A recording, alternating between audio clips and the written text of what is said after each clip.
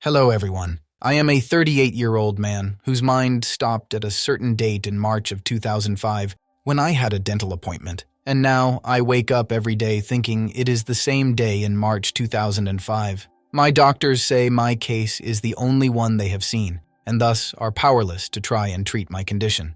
This all started in March 2005, that date that refuses to escape my suffering mind, where I visited the dentist for a root canal surgery that needed to take place. The doctor injected me with local anesthetic, but he was surprised to find me pale, slow, and minimally responsive after the long procedure. These weren't normal symptoms he had to take care of, nor was it like anything he had seen before. Believing it was an issue related to my nerves, especially the vagus nerve that is responsible for regulating heart rate and pressure, the doctor called for my help and I was taken to a hospital for several weeks. The doctors there were more befuddled than the dentist himself. They soon found out I couldn't remember anything for longer than 10-minute intervals, with these periods of memory expanding to 90 minutes and getting stuck there ever since. The doctors did all that they could and actually ran several tests to confirm that I had no substantial or consequential brain damage. I was a healthy man by all accounts, but my condition was anything but healthy. The doctors told me at the time that I had Anterograde amnesia, but a very unique and unheard of version of it, where my mental state appears to be stuck in March of 2005, right before I got to the dentist for my appointment. They call it Groundhog Day amnesia, a cute name for what is otherwise a living nightmare. So not only do I have an already rare form of amnesia, I have never before seen a version of this same rare amnesia. Safe to say that my life has taken the wildest full stop. Now, here I am, living with my mother, and waking up every day still thinking it is March 2005 and that I am still a soldier stationed abroad and getting ready for my dentist appointment. Every day with the same scenario, the same goals, and all the same worried and suffering faces I see surrounding me. I know everyone is concerned for me, and that's why I do my best to keep up. I write an electronic journal to document my life and everything I go through every day. I also write up all the tasks that I have to take care of day in and day out so I don't forget and mess up my already messed up life. I am still the same me. I am still as intelligent as I was.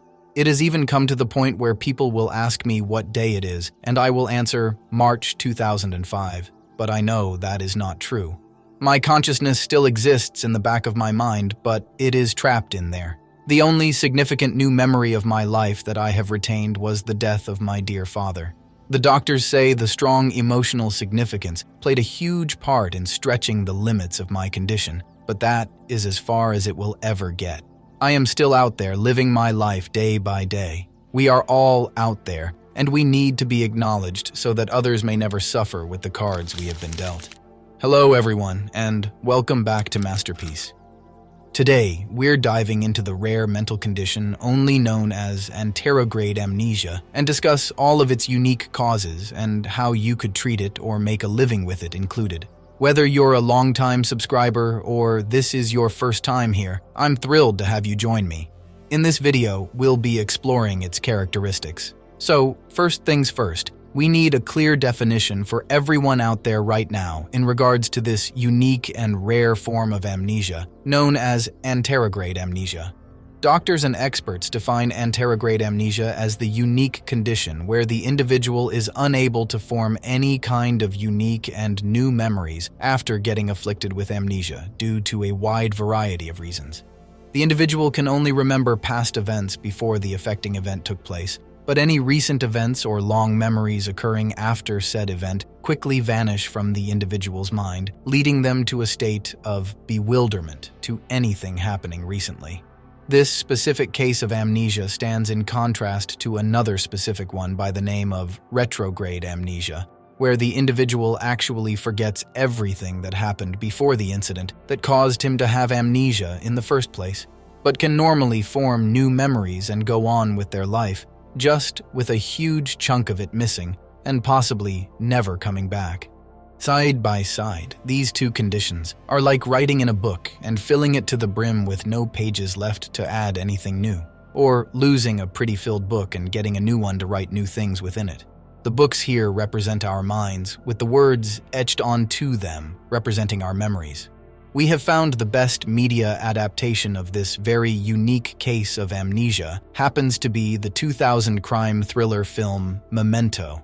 The protagonist suffers from anterograde amnesia, and the film conveys that way from a narrative and a cinematic standpoint. The film creates a disorienting cinematic style that puts you in the shoes of a man suffering from anterograde amnesia. You feel it throughout the movie, and as the main protagonist struggles within the narrative to piece together his past memories and uncover the truth about his wife's mysterious death. The film illustrates the struggle with anterograde amnesia in a captivating manner that no other media was as successful in its replication and application. And as such, the film acts like the perfect gateway to better understanding and coming to terms with the existence of this unique condition. No beautification and no punches pulled back in its representation. Other than Memento, the only other form of media that comes to mind is the movies Finding Nemo and Finding Dory, with the character Dory, who acts as a sort of comic relief throughout the films, but viewers and experts thinks it is still a faithful and pretty respectful, albeit bubbly, representation of anterograde amnesia. And now you might be asking yourself, what can possibly cause such a disheartening condition, and how can we avoid it at all costs? Experts detail several things that can lead to anterograde amnesia, with most of them acting as more of a unique and rare cause of the mental issue in their own right. The one thing every expert agrees on, and you would be rolling your eyes at, is good old brain damage. I know. It is literally the most obvious thing ever to warn people about. It is not as if everyone is walking around bashing their brains in every hour of the day. But anterograde amnesia specifically is one of those unique and rare mental issues that doctors and experts have yet to fully crack the code of, so the best advice often becomes the most obvious one.